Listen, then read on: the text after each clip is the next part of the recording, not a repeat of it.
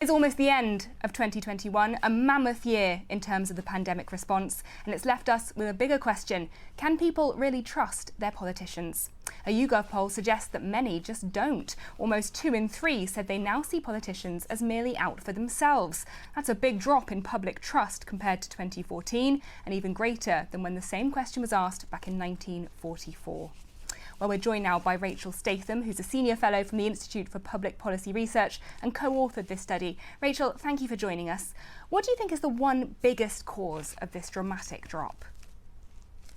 Well, I think what we're seeing is people are not just mistrustful of politicians in general, but they're actually distrusting politicians now, and particularly they're distrustful of their motivations. So that affects how they feel about the performance of government, whether they think that politicians are going to follow through in their promises when it comes to things like living standards, investment in local economies, and it also affects how people feel about the process of government. So there's two really important drivers there, both performance and process.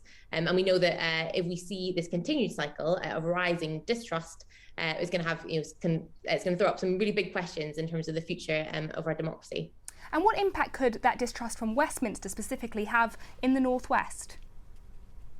Well, I think what we're seeing in the Northwest, we found in this research that the further away from Westminster you live, the lower the level of trust you're likely to have in the UK government. And that's part of a concerning trend of variation across parts of England and parts of the UK.